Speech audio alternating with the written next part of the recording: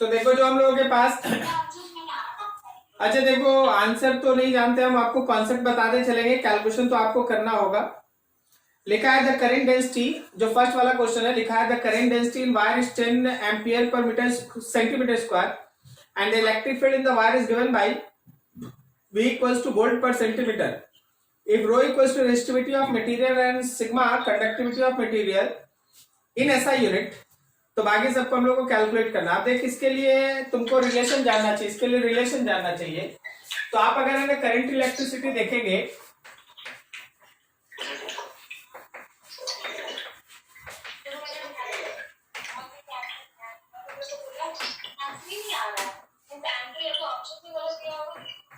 अगर आप current electricity देखेंगे तो आप ऐसा पढ़े होंगे current density is equals to sigma into E. Current density is equals to sigma into E, ठीक है।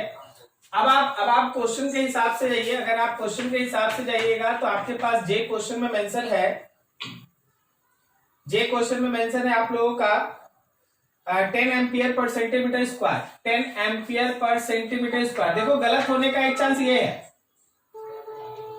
क्वेश्चन में पूछा है एसआई यूनिट में वैल्यू, लेकिन यहाँ जो दिया है वो पर सेंटीमीटर स्क्वायर दिया है, तो मीटर बदल लेना। और तुम्हारे ई का भी वैल्यू दिया हुआ है 5 वोल्ट पर सेंटीमीटर, ध्यान रखना। लेकिन क्वेश्चन क्या पूछा है कि सिग्मा बताना है एसआई यूनिट में,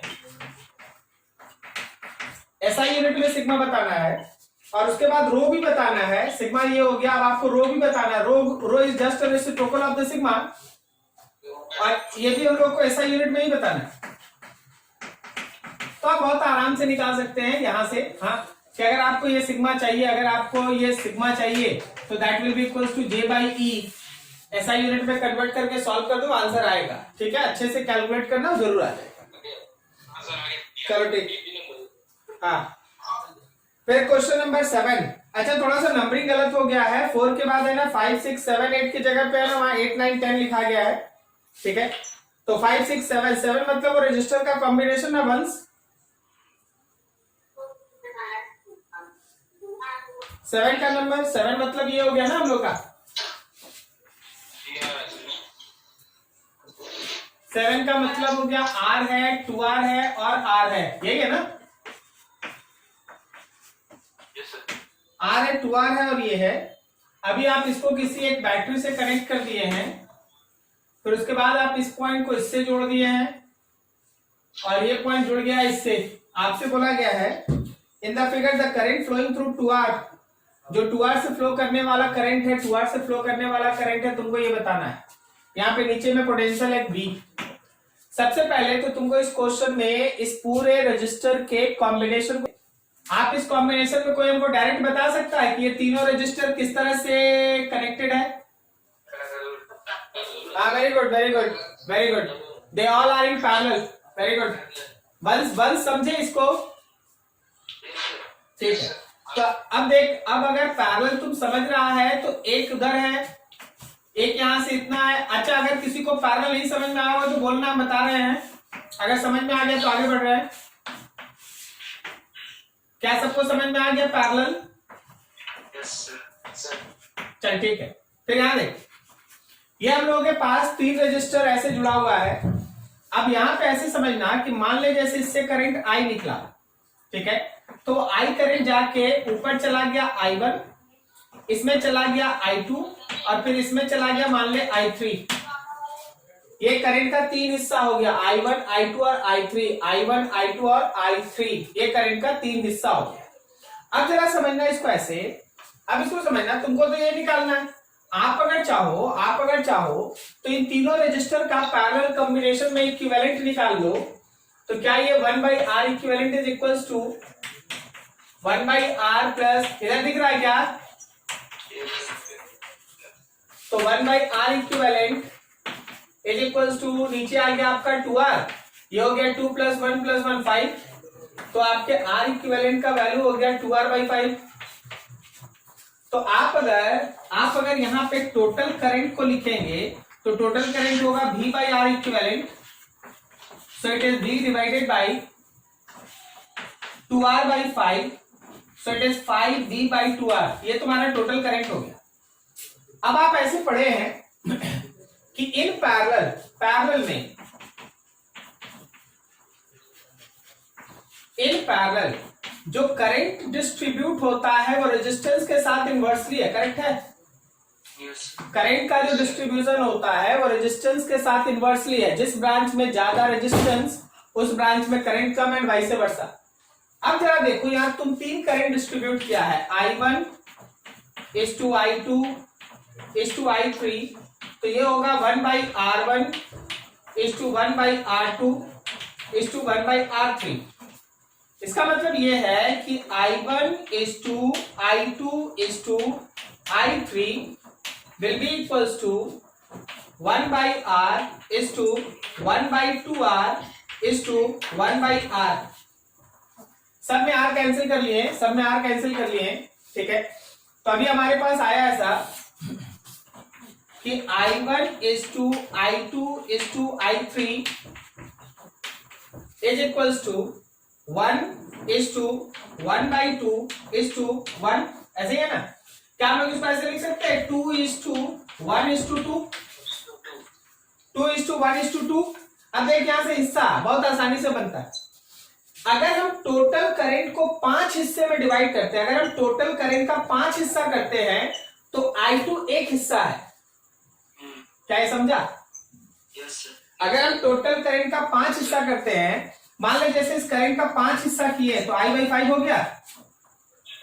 तो याद रखना इस I/5 में जो I2 है, इस I/5 में जो I2 है वो I/5 है, एक हिस्सा। I2 एक हिस्सा, I1 दो हिस्सा, I3 भी दो हिस्सा। क्या समझ रहा है? यस ठीक है। तो जो तुम्हारे क्वेश्चन का आंसर है वो है I/5। I/5 करा तो 5 कट गया, V/2R इज योर आंसर। क्या आप समझ पा रहे हैं? So I2 is equals to I के जगह पे वहां से देख लो 5V/2R, नीचे 5 या 5 कट गया, सो V/2R, V/2R कुछ है? Yes sir. A option V/2R। क्या ये समझ में आया इधर? ठीक है। तो आपको ऐसी चीजें समझना है। देखो सबसे इंपॉर्टेंट तो यहां से कुछ चला है, बाकी सीरीज पैरेलल तो आप समझते हैं, ठीक है। कि जब हम पैरेलल में बात कर रहे हैं तो मेरा करंट जो है वो रजिस्टर के साथ इनवर्सली है। तो I1 is to I2 is to I3, I1 is to I2 is to I3 is equals to 1/R1 is to 1/R2 is to 1/R3। सब में 1/R 1/2R 1/R हो गया, सबका R कैंसिल हो गया, तो 1/1 1/2 एंड 1/1, 2 से मल्टीप्लाई कर दिए, इंटीजर का divided 2 is to 1 is to 2। अब ये प्रोपोर्शन हमको दिखाता है कि I1 दो हिस्सा है, I2 एक हिस्सा है और I3 दो हिस्सा। अगर हम टोटल करंट का 5 हिस्सा करें, अच्छा 5 ही क्यों आया? क्योंकि यार 2 is to 1 is to 2 है, तो टोटल 5। अगर हम I का 5 हिस्सा करें तो 1 ब्रांच में 2 हिस्सा जाएगा, 3 ब्रांच में 2 हिस्सा जाएगा, लेकिन 2 ब्रांच में केवल एक हिस्सा जाएगा। वैसे भी थोड़ा लॉजिकली सोचो कि जो हम लोगों का बीच वाला हिस्सा है उसमें रेजिस्टेंस ज्यादा है, तो रेजिस्टेंस ज्यादा है तो ऑब्वियसली करंट कम होगा, करंट कम होगा। समझ में आया?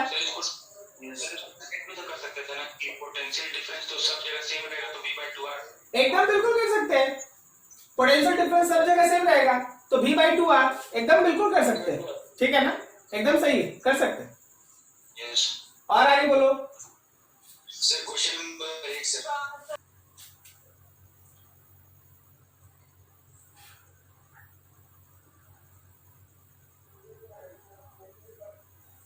आज इसके बाद वाला बोले ना 6। तो इसके बाद में तो वो 3-4 रजिस्टर उसका कॉम्बिनेशन है, इक्विवेलेंट निकालना ए और बी के बीच, है ना? Yes sir. 6। ठीक है, इसको देख लेते हैं उसके बाद कर लेते हैं।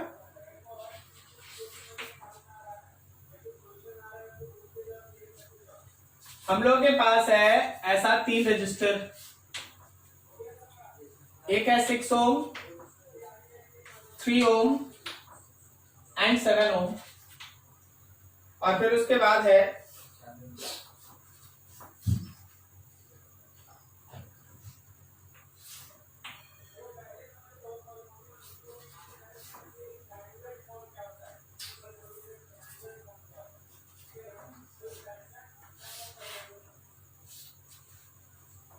अभी ये है 8 ohm, this one is 10 ohm and this is 4 ohm. This point is B and this point is A. We have to find R equivalent between A and B. We have to find R equivalent between A and B. हम लोग को R equivalent निकालना है A और B के बीच.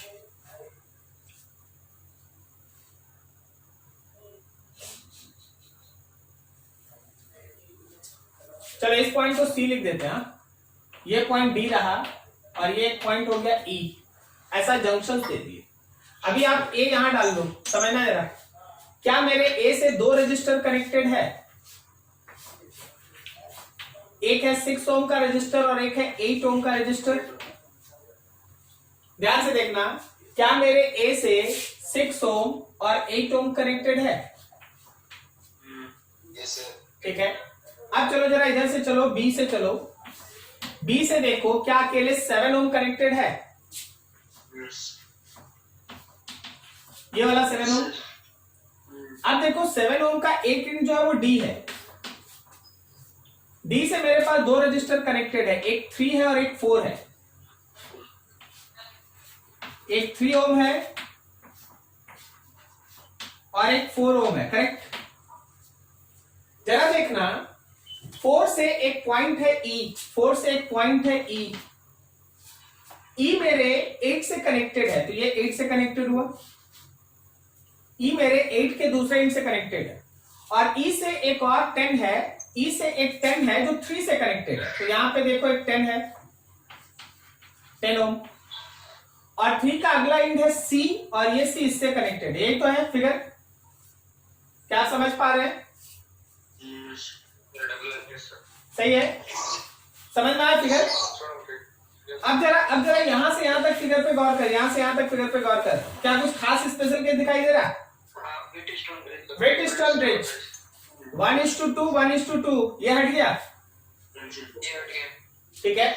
जैसे ये हटा 6 और 3 सीरीज में 8 और 4 सीरीज में सॉल्व कर लेगा. अब तो बन जाएगा ना जी. चलो दिखा देते हैं. बना देते हैं. इसको भी आगे बढ़ा लेते हैं. अब मेरा ऊपर में है 6 और 3, नीचे में है 8 और 4 और उसके बाद है 7. यही तो बचा. 7 ohm. This is 3 ohm. This one is 6 ohm. This is 8 ohm and this is 4 ohm and this point is A. तो 6 और 3 हो गया हम लोग का सीरीज में 9 हो गया. ये 9 ओम हो गया. नीचे 8 और 4 12 ओम हो गया और बाहर में है यहां पे 7 ohm. This point is B and this one is A. अब तो इसको कर लेंगे ना. देन R इक्विवेलेंट इज ये दोनों पैरेलल में 12 into 9 डिवाइडेड बाय 12 प्लस 9 और प्लस 7. This is solution. क्या आपको समझ में आया? जिनका डाउट था जो पूछे थे वो समझे कैसे ये कनेक्शन किया गया यहाँ पर. Yes sir.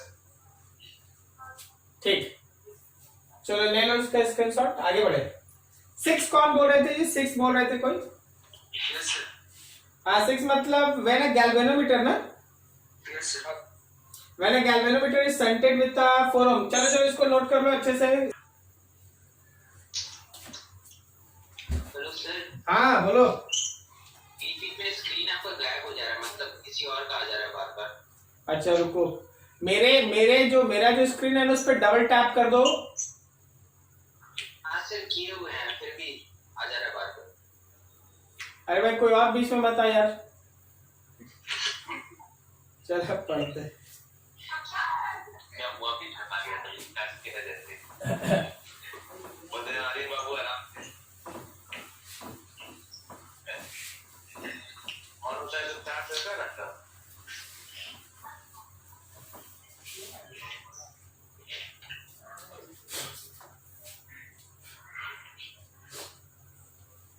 देखो एक्चुअली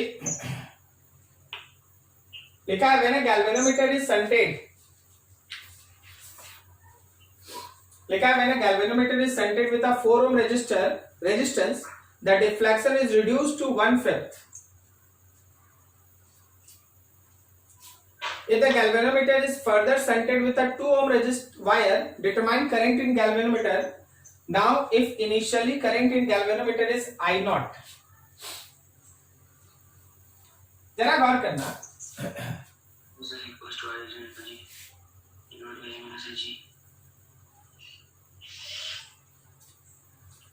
सबसे पहला इनिशियल फिगर, ये मान लो हम लोग के पास एक गैल्वेनोमीटर है और इसे फ्लो करने वाला करंट है आई नॉट, ये पहला initial.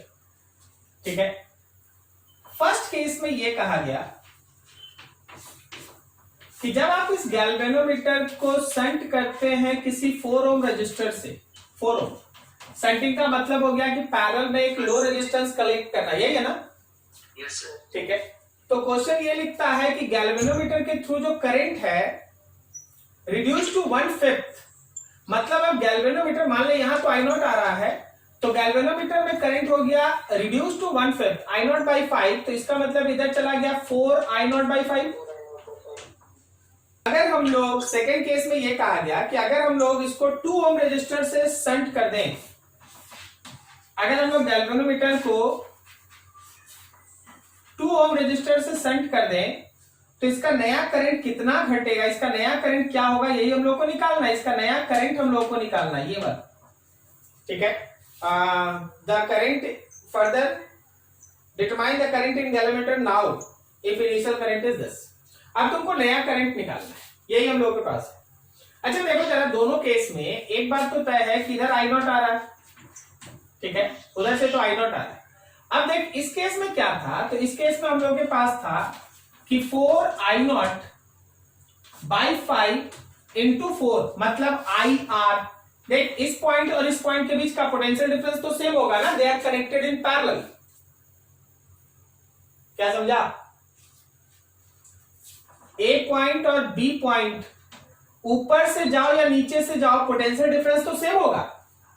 So potential difference between A B is same. तो ऊपर से लिए आई आर, अब गैल्वेनोमीटर से लेंगे आई नॉट बाई 5 और गैल्वेनोमीटर का रेजिस्टेंस। क्या ये समझ में आ रहा है? ठीक, अब देख इस केस में यहां समझना, यहां क्या है कि ऊपर से अगर इसमें चला गया करंट आई, तो ऊपर से चला गया आई नॉट माइनस आई। आगे ए पॉइंट और बी पॉइंट के बीच का पोटेंशियल डिफरेंस सेम है, ये फर्स्ट केस। अब ये second case, potential difference between A B is same. तो एक बार ऊपर से जाओ, एक बार ऊपर से जाएगा तो I not minus 5 into 2, sorry 5 नहीं, I not minus I, I not minus I into 2 is equal to G into I, G into I. ठीक है, याद रखना आई निकालना। अभी जरा ऊपर में काम करो, आई नॉट बाई 5 से आई नॉट बाई 5 कैंसिल, तो क्या मेरे g का वैल्यू 4 और 4 16 आया? नहीं समझ रहा? Yes sir. ठीक है, तो यहां पे देख I not minus I into 2 is equal to 16 I आया। तो ये हो गया हम लोग का 2 I not minus 2 I is equal to 16 I, ये उधर चला गया तो हो गया हम लोग का 2 I not is equal to 18 I, या फिर I is equal to I not by 9, I is equal to I not by 9 है कुछ?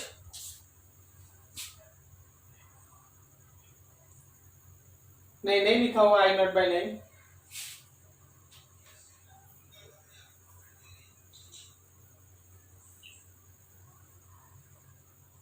Galvanometer is further shunted with a 2 ohm wire.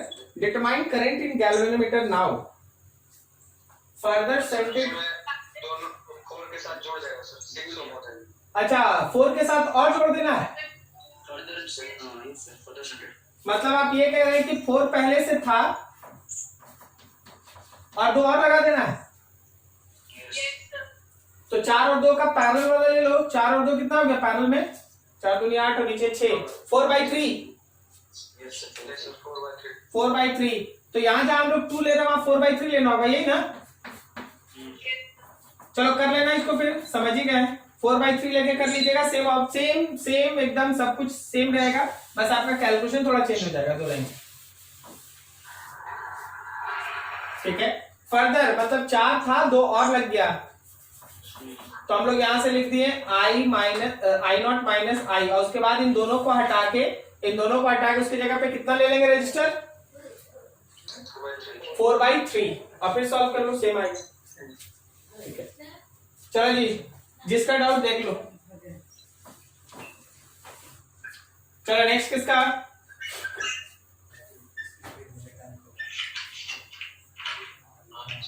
Next बोलते जाओ, नेक्स्ट 9 वंशराज लिखा है, which of the following diagram could be used to experimentally determine R using Ohm's law, assuming an ideal voltmeter and an ideal emitter।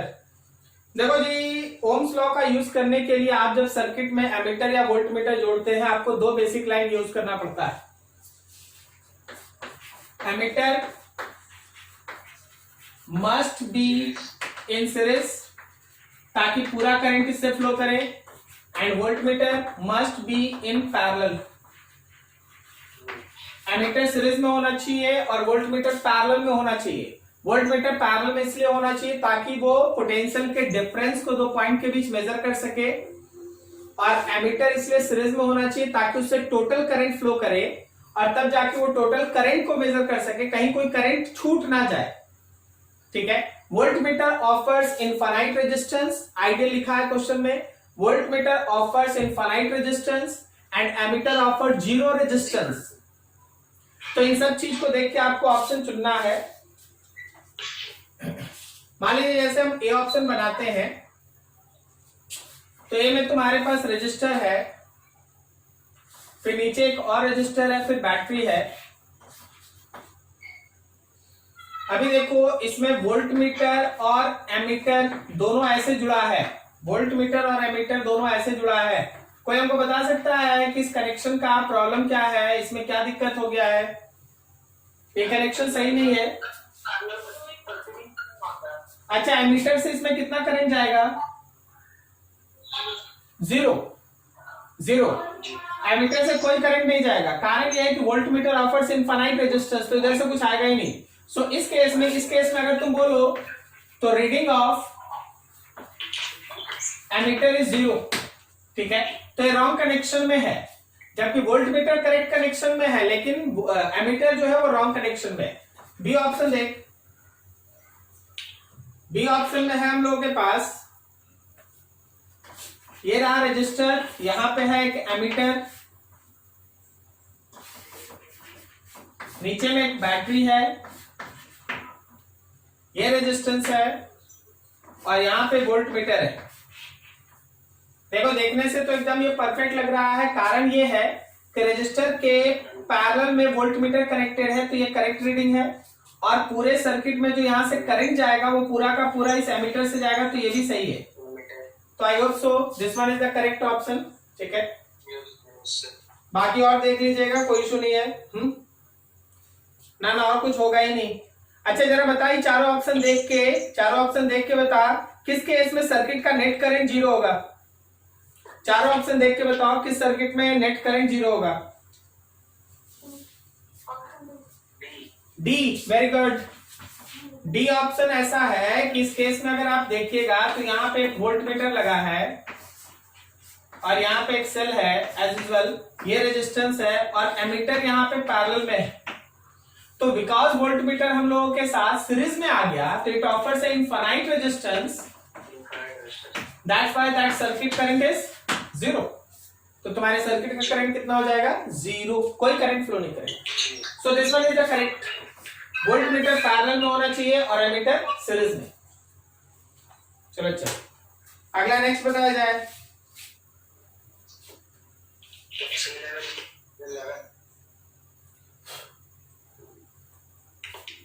11। अभी ये समझ में आया सारा? यस।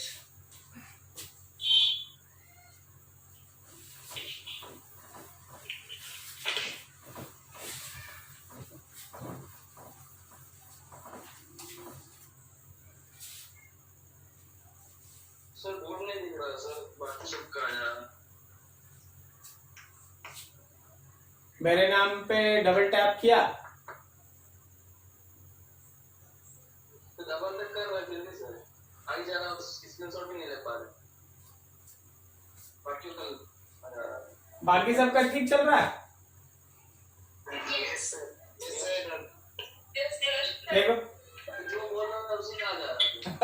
स्क्रीन को एक बार स्लाइड करके उसको है ना लेफ्ट से राइट की तरफ एक बार स्लाइड कर दो ना, लेफ्ट से राइट की तरफ। उसके बाद डबल टैप करना स्क्रीन पे। हाँ देखो ठीक बताया। चलो आगे 11 the power generated across a uniform wire connected across a supply is H। कोई एक यूनिफॉर्म वायर है, उसके थ्रू अगर किसी सेल को कनेक्ट कर देते हैं तो जो पावर जनरेट हो रहा है वो H है। सुनना फिर से, power generated across a uniform wire connected across a supply is H. If the wire is cut into n equal parts and all the parts are connected in parallel across the same supply, the total power generated in the wire is। चलो जी सोच के बताओ कि अगर same supply से हम connect कर रहे हैं तो कांस्टेंट क्या है, करंट की वोल्टेज? वोल्टेज, ठीक है ना। क्वेश्चन का जो सबसे इंपॉर्टेंट पॉइंट है जो आपको क्वेश्चन बनवाएगा वो है कनेक्टेड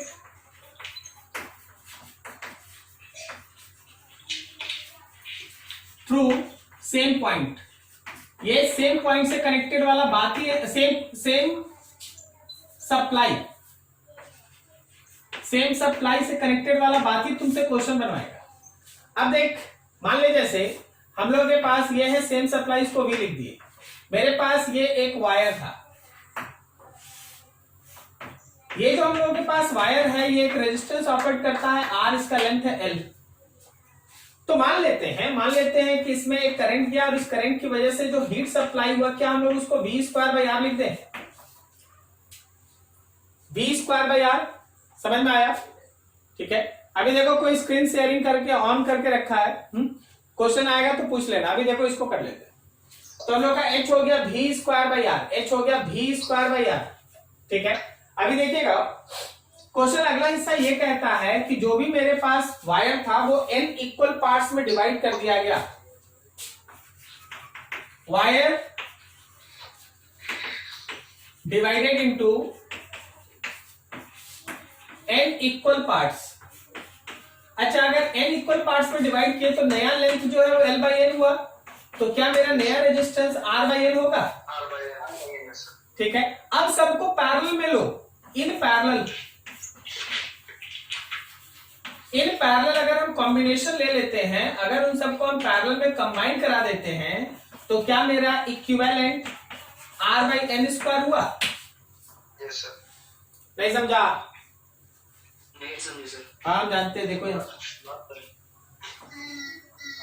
R इक्विवेलेंट होगा Rn/N। एक ब्रांच का देख क्या एक ब्रांच स्मॉल r, फिर एक और स्मॉल r, फिर एक और स्मॉल r, ऐसे ही करके n तक, तो क्या R/N लिखेगा? Yes sir. और हर एक स्मॉल r कितना हो गया? R/N। तो क्या हम लोग इसको सॉल्व करके लिखते हैं R/N²? समझा क्या?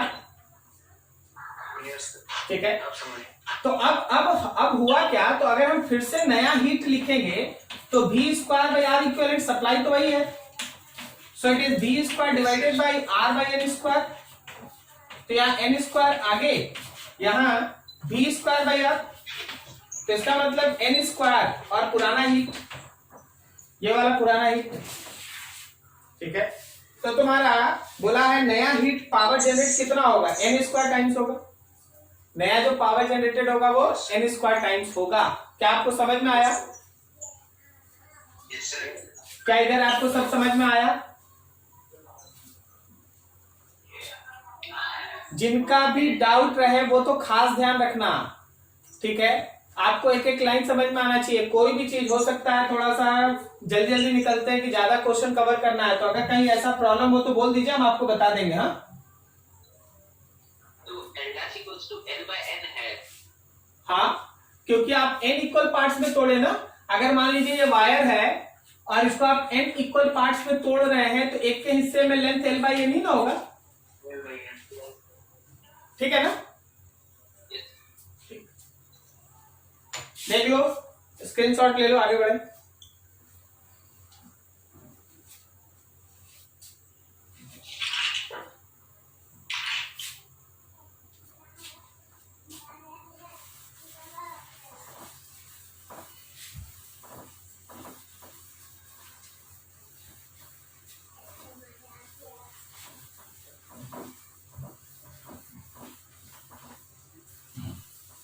चलो नेक्स्ट क्या है किसी का? सर क्वेश्चन में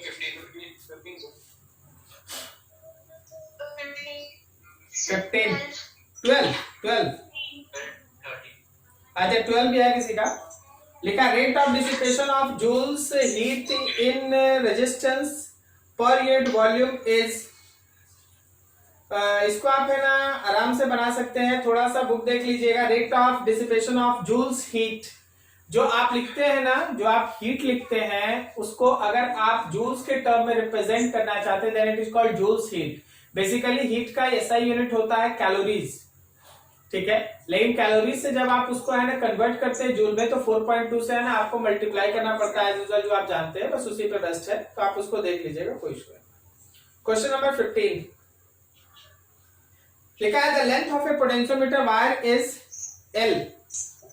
A cell of EMF E is balanced at a length L by 3 from the positive end of the wire. If the length of the wire is increased by L by 2, at what distance will the same cell gives a balance point? चलो जी एक बड़ा question आ गया, जरा ध्यान से देखा जाए। सबसे पहले पोटेंशियोमीटर,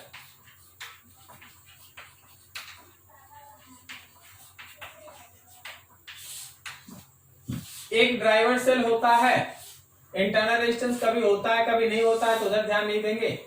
मेन है इसका ये पोटेंशियोमीटर वायर AB। मान लीजिए ड्राइवर सेल है E, क्वेश्चन कहता है कि नीचे एक सेल है जिसका EMF है कितना जी, length of potentiometer wire is L, a cell of EMF is balanced at a length this from the positive end। चलो ऊपर वाला E नहीं है, ऊपर वाला ड्राइवर सेल है E0, नीचे एक E है, और क्वेश्चन ये कह रहा है कि अगर इस वायर का पूरा लेंथ L है तो याद रखना कि इसका बैलेंसिंग पॉइंट आपको L by 3 पे मिलता है, ये क्वेश्चन है। अगर आप पूरा का पूरा वायर का लेंथ L लिख के रखे हैं तो नीचे वाले का जो बैलेंसिंग पॉइंट मिलता है वो L by 3 पे मिलता है। देख यहां से क्या क्या डाटा निकल सकता है। मान लेते हैं हम लोग वायर का रेजिस्टेंस R, ठीक है, वायर का रेजिस्टेंस R। अब अगर ये C पॉइंट बैलेंस पॉइंट है, if C is balanced point, अगर C हम लोगों का बैलेंस पॉइंट है तो तय रखना कि there is no current in lower circuit. तुम्हारे इस लोअर सर्किट में कोई करंट नहीं है, तो ऊपर से जो भी करंट I आ रहा है वो I करंट इधर से ही फ्लो कर रहा है, ये ऐसा। और आप अगर इस I को निकालना चाहते हैं तो आपके पास है E0 by R। एक चीज और कि जो R है वो प्रोपोर्शनल है L का, R जो पूरा L के साथ प्रोपोर्शनल। ये सब समझते जाना, छोटा छोटा चीज है, अभी धीरे धीरे पढ़ेंगे, ठीक है। अब आगे देख, नीचे वाला बैलेंस है, ठीक है ना, तो क्या मेरा E का value I into resistance of portion AC होगा? Yes sir. तो जरा गौर करना, क्या मेरा I क्या ये R by 3 होगा? कोई बोला सर R by 3 क्यों? देख पूरे लेंथ के लिए R है, तो L by 3 के लिए R by 3 है। Yes sir. अभी इसको छोड़ देते हैं, देखते हैं कि आगे क्या जरूरत है, उस हिसाब से फिर उसको मॉड्यूलेट करेंगे। क्वेश्चन का अगला हिस्सा ये है, if the length of the wire is increase by L by 2, अगर हम लोग वायर के लेंथ को L by 2 बढ़ा दें, वायर के लेंथ को अगर हम लोग L by 2 बढ़ा दें, मतलब आपके पास फिर से एक सर्किट आ गया। अब मेरे पास AD करके एक वायर हो गया जिसका लेंथ हो गया है 3L by 2। बोल नया लेंथ 3L by 2 समझ में आया क्या? ठीक है, तो नया रेजिस्टेंस कितना, आर की कुछ चेंज हो गया, चेंज हो गया भाई, 3R/2, 3R/2, सही ना। ये सेल मेरा वही E0, नीचे वाला सेल मेरा वही। अब ये पूछ रहा है कि गैल्वेनोमीटर का नया बैलेंसिंग पॉइंट निकालो जी, F। ये नया लेंथ निकालना हम लोगों को, मान लो कुछ भी, ठीक है, D ये निकालना है नीचे ही। फिर से काम वही करते हैं ना, ऊपर एक नया करंट लेते हैं I डैश। कोई बोलेगा सर I डैश कितना, तो I dash is equal to E divided by 3R/2, ठीक है। और क्या इस बार नीचे ऐसे लिख देंगे कि E into E is equal to नया I dash into resistance A से F तक। क्या ये समझा, E equals to I dash जो नया करंट है इंटू रेजिस्टेंस A से F तक। थोड़ा समझ गया, क्या हम लोग इसको ऐसे लिख सकते हैं, E डिवाइडेड बाई 3R/2, और देखो रेजिस्टेंस AF कितना लिखे, एक नया लेंथ लेना है, समझिएगा थोड़ा ध्यान से। Resistance per unit length multiplied with D, क्या आप समझे, resistance per unit length into D। तो अब आप इसको थोड़ा सा देखिए, थोड़ा समझिए।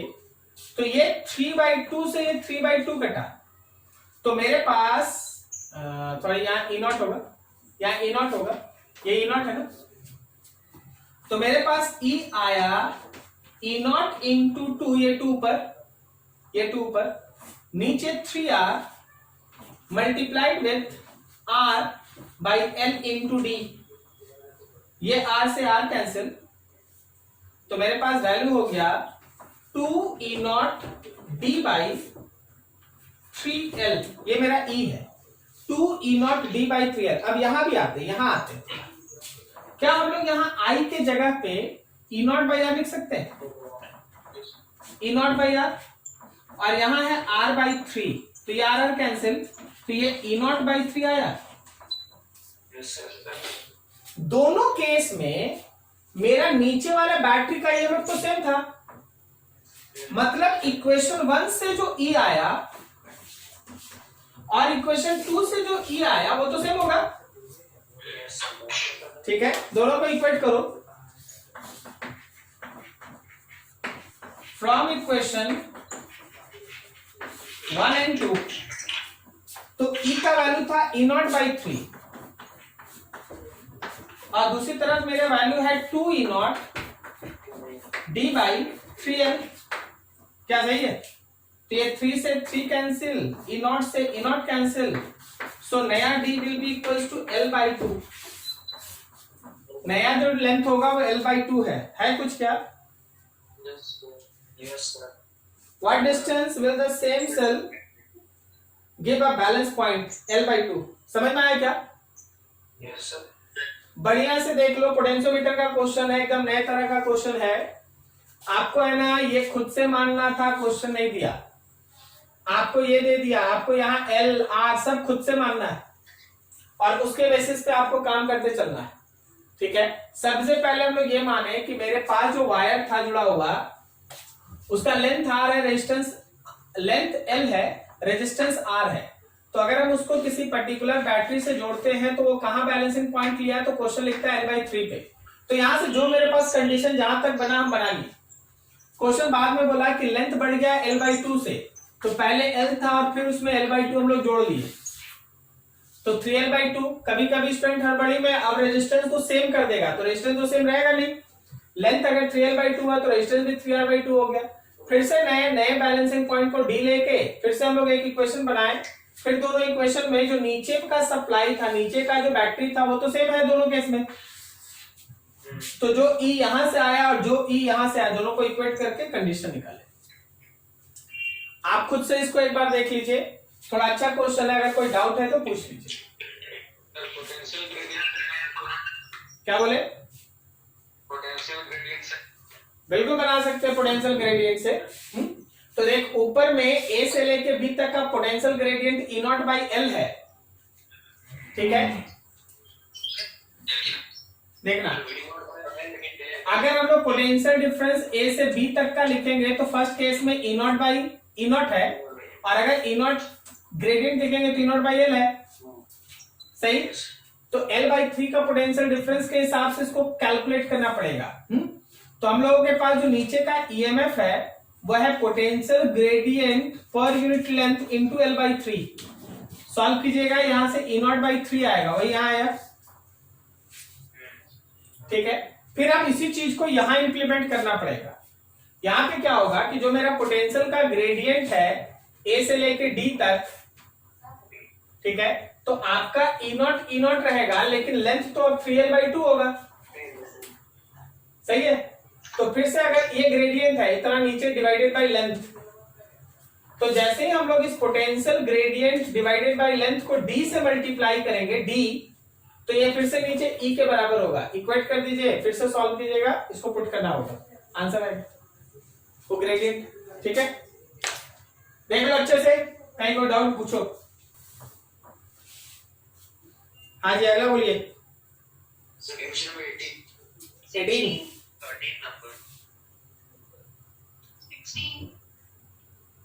13 तो ग्राफ है जी, देखना, ठीक है। थोड़ा बढ़ते आगे, 18 देख लेते हैं। 16 भी किसी का डाउट है? Yes sir.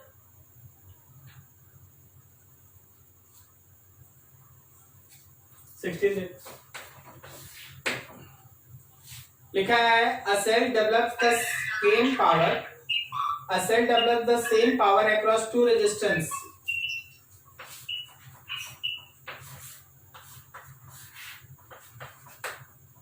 R1 V, a cell develops the same power across two resistance R1 and R2 separately। तो अभी अगर इसके अक्रॉस का पावर हम लोग लिखे, पावर P1, तो हम लोग इसको लिखे V²/R1। फिर बोल रहा है कि दूसरा से भी कनेक्ट करने से सेम पावर डेवलप कर रहा है। अच्छा ठीक है, इसका एक इंटरनल रेजिस्टेंस है R, ठीक है, इसका एक इंटरनल रेजिस्टेंस है R। अब जरा गौर करना, अगर इसका इंटरनल रेजिस्टेंस, बैटरी का इंटरनल रेजिस्टेंस है R, तो क्या हम लोग यहाँ पे अगर हम लोग लिखना चाहते हैं पावर को, पावर ऑफ 1, तो क्या हम लोग V²/R1 + R लिखें? इसी तरह मेरे पास एक दूसरा रेजिस्टर है, उसके साथ भी जब बैटरी को आप कनेक्ट किए तो बोला वहां जो पावर डेवलप किया वो है V²/R2 + R। क्वेश्चन बोल रहा है कि दोनों पावर सेम है, ऐसा नहीं है, लग रहा क्वेश्चन ऐसा नहीं है क्या? क्या देख ले, हाँ क्या बोलो?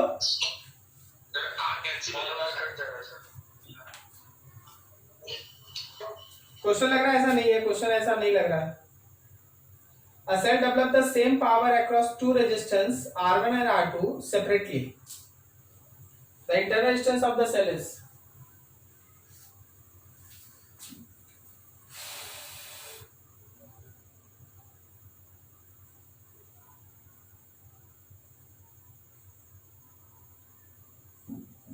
हाँ चलो ठीक, देखो क्वेश्चन ऐसा नहीं है जैसे हम लोग एक लाइन में पढ़ रहे वैसा है नहीं, ठीक है, जरा देखो ध्यान से। एक्चुअली बोला है यहाँ का पावर, इसका पावर जो डेवलप होगा और इसके अक्रॉस में जो पावर डेवलप होगा उसके बारे में सोचना है। तो चलिए यहां मान ले करंट है I1, तो क्या हम लोग इस पावर 1 को लिख सकते हैं I1² × R1, और क्या हम इस करंट को ऐसे लिख सकते हैं V/R1 + R, V/R1 + R² × R1। समझा क्या? हम लोग जो अभी V² divided by R1 + R2 लिख रहे थे वो सेल का पावर था, बैटरी का पावर। लेकिन अगर हमको इस रजिस्टर का पावर लिखना है तो हमको इसके थ्रू करंट I²R लिखना होगा, नहीं तो इस वोल्टेज का वो पोर्शन निकालना होगा जो R1 के अक्रॉस में है। क्या समझ में आया? ठीक है, तो अभी आपके पास जो पावर डेवलप हो रहा है P1, that will be equals to V² R1 divided by R1 plus R का स्क्वायर, रहने दो जी ऐसे ही। इसी तरह सेकंड में जाओ, यहां पे P2 के बारे में सोचो, तो I2 स्क्वायर इंटू R2, और I2 का वैल्यू हो गया V divided by R2 plus R का square into R2, so that power P2 will be equals to V square R2 divided by R2 plus R का square. अब question ये कहता है कि हाँ भाई दोनों पावर सेम है। अकॉर्डिंग टू क्वेश्चन पावर 1 और पावर 2 सेम, तो पावर 1 और पावर 2 सेम मतलब V square R1 divided by R1 plus R का square is same as V square R2 divided by R2 plus R का square. चलिए V square cancel, तो हम लोग के पास हो गया R1 by R2, R1 by R2 उसको उधर भेज रहे हैं, R1 plus R by R2 plus R का स्क्वायर। क्या ठीक है? Yes sir. उधर से स्क्वायर हटा, इधर रूट लग गया, तो root R1 by root R2 is R1 plus R divided by R2 plus R। चल क्रॉस मल्टीप्लाई कर लेते हैं, तो हम लोग के पास होगा root under R1 into R2 plus root under R1 into small r is root R2 into R1 plus root R2 into small r।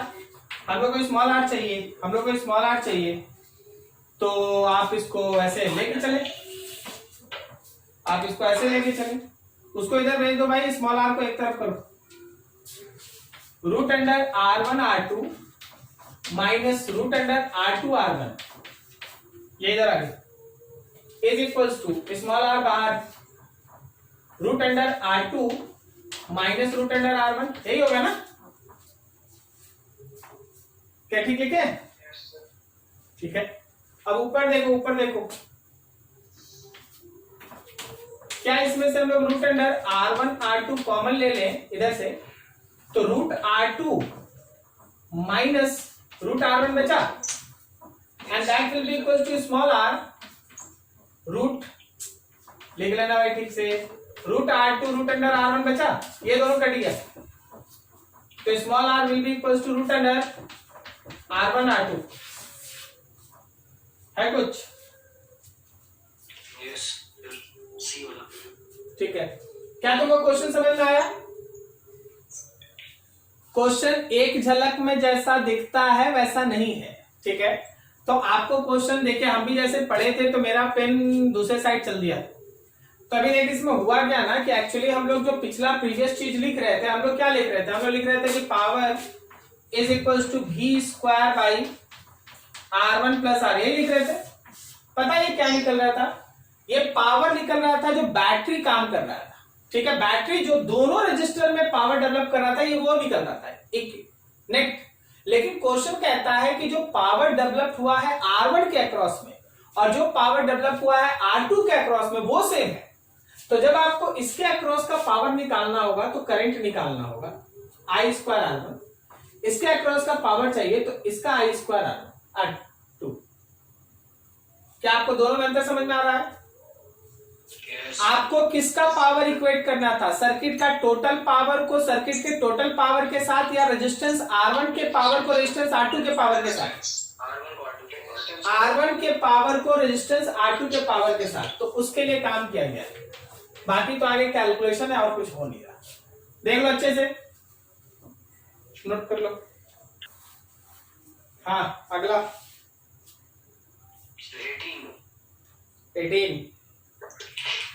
As the switch S is closed in the circuit shown in figure, current passes through it as। चलो चलो, बढ़िया बढ़िया question ला रहा है सब, बढ़िया बढ़िया।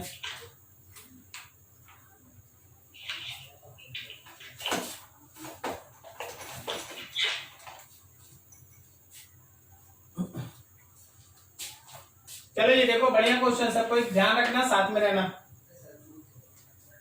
देख यहाँ पे 2 ओम का रजिस्टर है, उसके बाद एक रजिस्टर है, उसके बाद भी यहाँ एक 2 ohm रजिस्टर है, लेकिन सर्किट अभी ओपन है और नीचे एक स्विच है, नीचे अर्थिंग।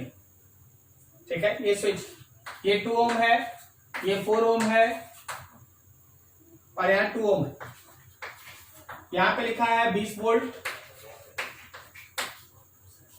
यहाँ लिखा है 5 वोल्ट और नीचे हम लोग के पास ऑब्वियसली अर्थिंग है तो कितना वोल्ट, अर्थिंग है तो कितना वोल्ट, 0। ठीक, सही सही सही। अब देख, बोला गया कि जैसे ही स्विच को क्लोज कर दीजिएगा इससे करंट निकालना है। अच्छा एक चीज सोचो, मान ले यहाँ का पोटेंशियल है V, यहाँ का पोटेंशियल है V, पता नहीं कितना, आप इसको क्लोज कर दिए। नाउ एक बात तो तय है कि अगर इधर से करंट I आ रहा था तो एक पोर्शन I1 इसमें गया और I माइनस I1 इसमें गया। ठीक है ना। अब जरा गौर करना, हम लोग कुछ पॉइंट्स लिख रहे थे ताकि आसानी से काम कर सके। इसको A लिख दिए, यहाँ को B लिख दिए, इसको C लिख दो और नीचे अर्थिंग को D लिख दो। अगर हम लोग A और B के बीच पोटेंशियल डिफरेंस ले, A से B चलो, A से B, from A to B, Kirchhoff's rule, 20 volt minus 2I, क्या लिखते हैं V। चलिए एक इक्वेशन। अब चलना from B to C, B से C, V minus 4 of I minus I1 is equal to 5। ये इक्वेशन 1, ये इक्वेशन 2। अब आप चलो from C to D, C से D चलो, C से D, ठीक है, तो V minus 2I1 is equal to 0। तो जहां जहां V है क्या 2I1 लिखते हैं? तो भाई इसको उठा के यहां भी रख ले एक बार और इसको उठा के एक बार यहां रख ले, फिर I और I1 में 2 इक्वेशन बन जाएगा। दोनों इक्वेशन को सॉल्व करके I भी निकाल सकते हो, I1 भी निकाल सकते हो। क्या समझ में आया? यस। ठीक है, फिर से सुन लो, जब भी इस तरह का क्वेश्चन रहे किरचॉफ रूल यूज करना है, जो तुमको है ना पढ़ाते समय बताया गया। 2 पॉइंट्स के बीच का पोटेंशियल डिफरेंस A से लेके B तक, B से लेके C तक, C से लेके D तक, 3 इक्वेशन बना, 3 वेरिएबल है मेरे पास। आपसे बहुत सारा क्वेश्चन पूछा जा सकता है इसमें, आपसे इसमें बहुत सारा क्वेश्चन पूछा जा सकता है। देखो क्या क्या क्वेश्चन पूछा जा सकता है, फाइंड।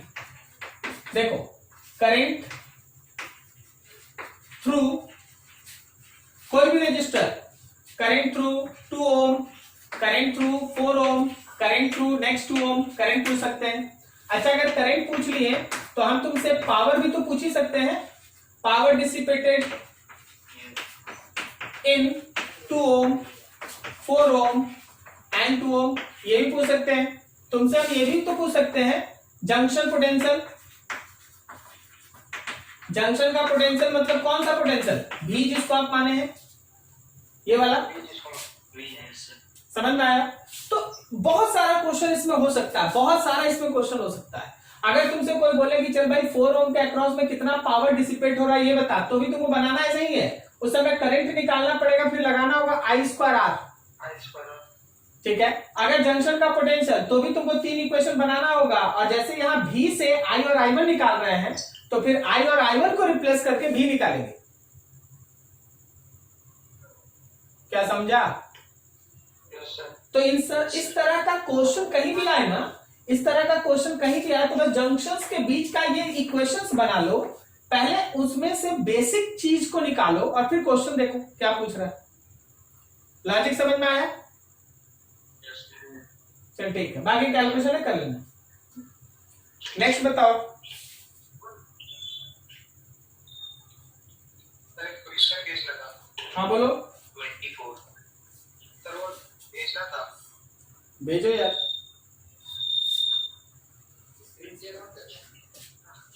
सर 22। हाँ ठीक, 24 ठीक है ठीक है, 22 देख लेते हैं, 24 देख लेते हैं, सर 23 ठीक है। देखिए जी 22 तो अब है ना, हम बोलेंगे कि आप एक बार खुद से घर में ट्राई कीजिए। आप है ना 22 में हम आपको एक और चीज समझा देते, देखिए यही बन जाएगा आपका 22। देखिए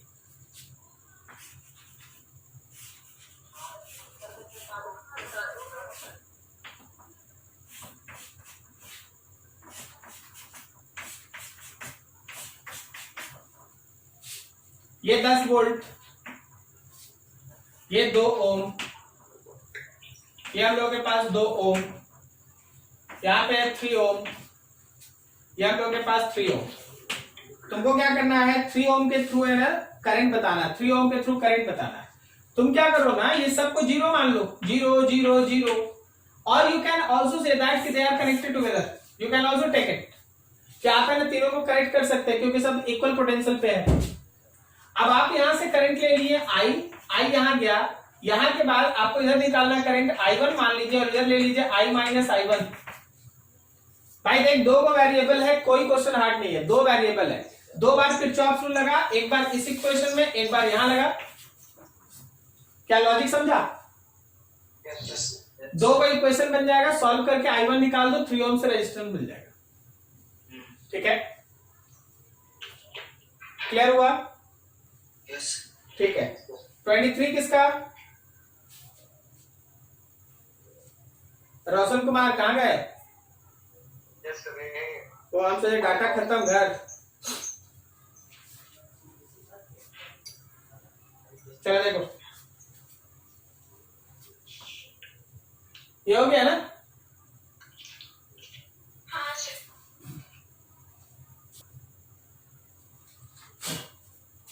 23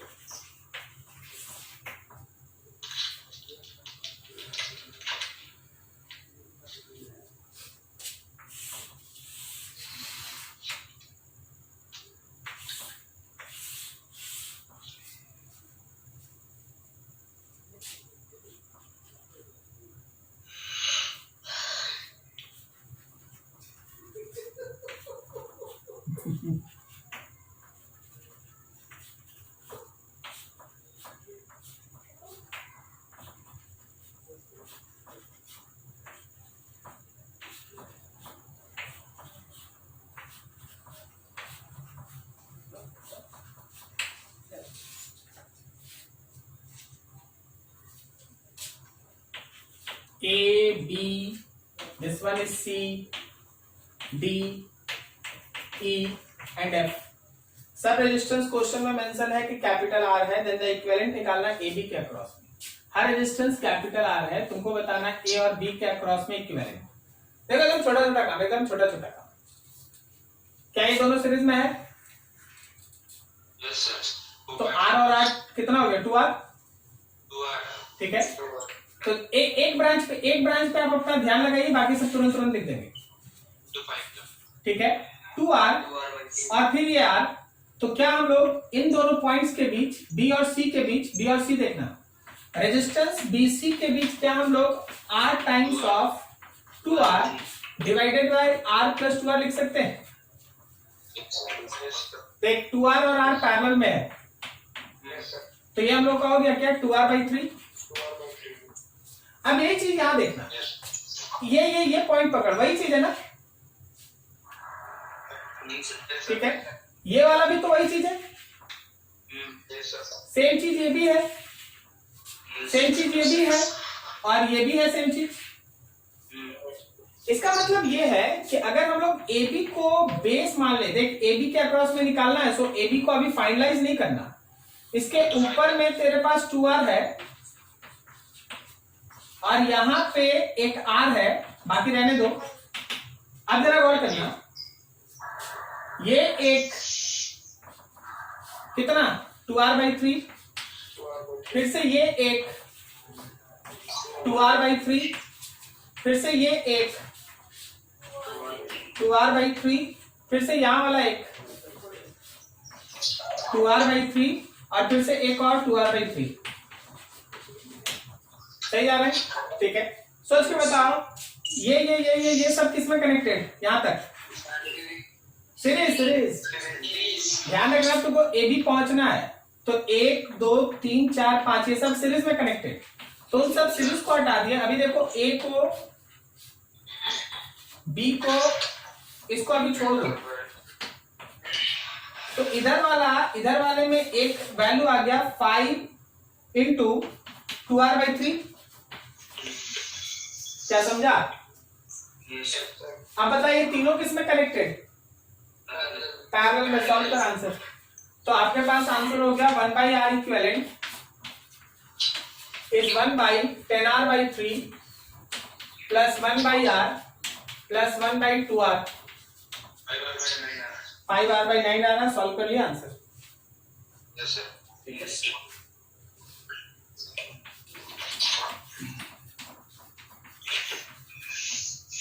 ठीक है। और बोलो जी किसका? सर 24 लिखा इन द गिवन सर्किट। ये वाला अपना स्क्रीनशॉट ले लेना, ऐसे आगे बढ़ाना नहीं है। देख ए बी पॉइंट है ना, तो एक तो इक्विवेलेंट एकदम आसानी से ऐसे देखने में पजलिंग लगता है, लेकिन छोटा छोटा करेगा सब आसान हो जाएगा। जहां भी दो है ना, जब भी इस तरह का बड़ा क्वेश्चन रहे, दो का यूनिट बनाने का कोशिश करना, यही फंडामेंटल है इसका। दो गो को ये दोनों सीरीज में, फिर ये पैरेलल में, फिर ये दोनों सीरीज में, पैरेलल में, ऐसे करके छोटा करने का कोशिश करो। ठीक है। In the given circuit, the power dissipated through resistance R1 is 9 ohm is P1. When switch S1 is closed and S2 is open, and the power dissipated through resistance R2 4 ohm is P2. When switch S2 is closed and S1 is open, if P1 is equals to P2, then small r is। ये तो हम बना चुके हैं अभी, ये तो question अभी हम बना चुके हैं। क्या हम लोग स्मॉल आर अभी निकाले तुरंत R1 into R2? Yes sir. देख ले, यही आंसर होगा। R1 का वैल्यू 9 है और ये 4 है। 9 गुणे 4 6 इसका 6। आंसर देखो। नहीं सर, ये नहीं है। कितना आंसर?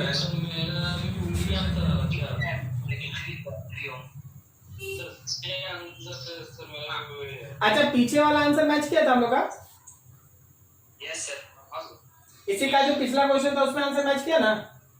Yes sir. हाँ, तो सही है, यही होगा। आंसर मैच किया। ठीक है, तो यही होगा, यही होगा, 6 ओम होगा। ठीक है। हाँ जी, किसी का कोई बोले तो उस समय कोई बोले तो क्वेश्चन कुछ जो बीच में था हम छोड़ दिए थे, बोलो। आपको मैंने ऐसे ही बता देते हैं, वो लोग तो दिखा दिया अपना कलाकृति। मान ले ऐसा है कुछ,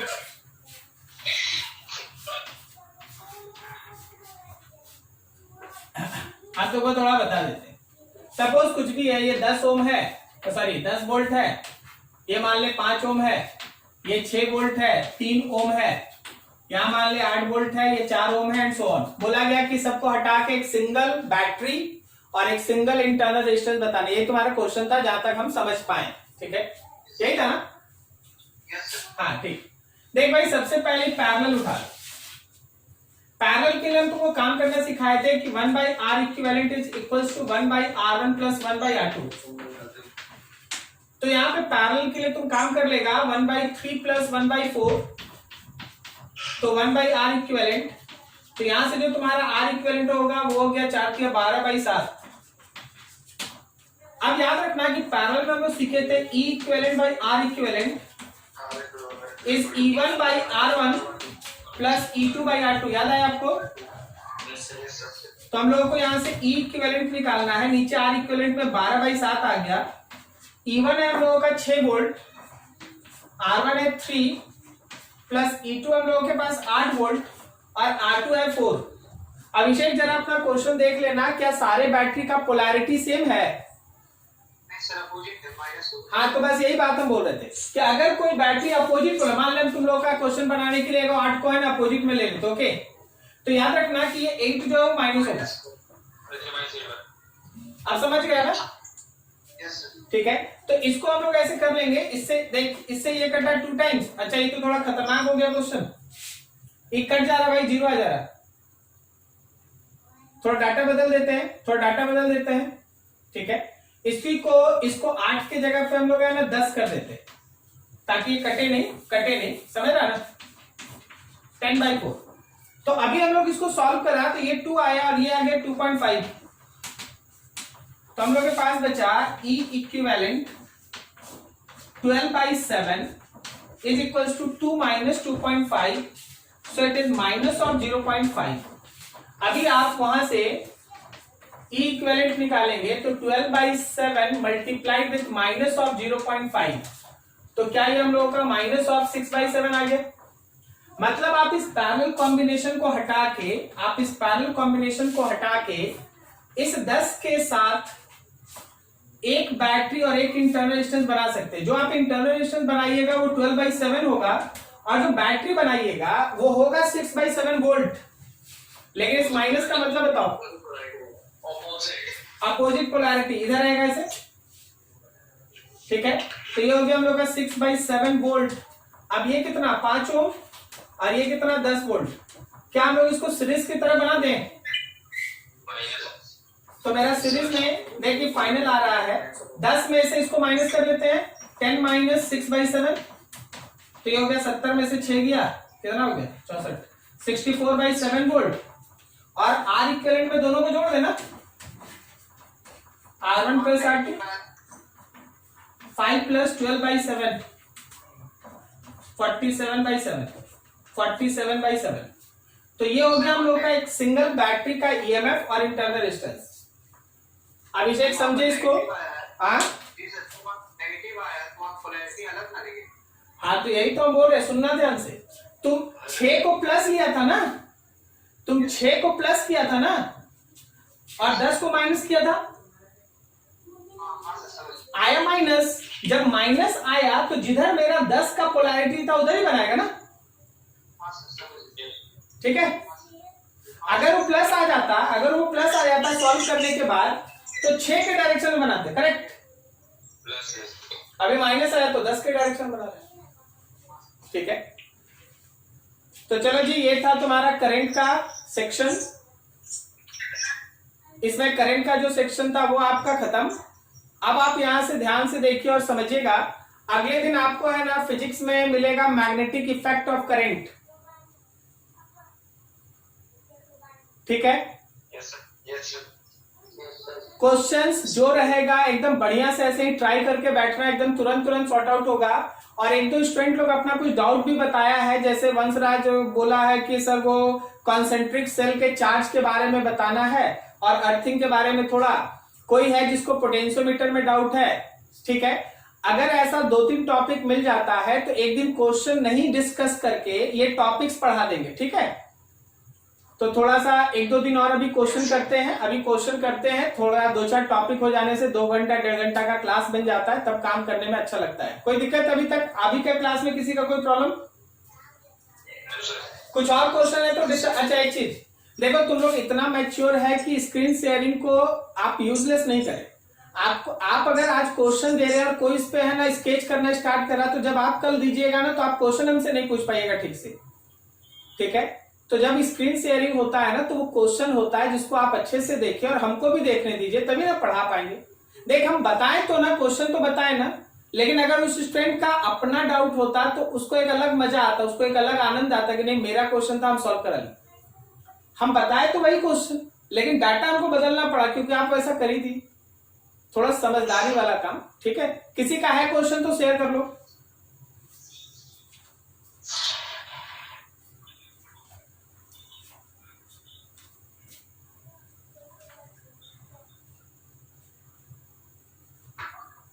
कोई है जी, कुछ डाउट किसी का?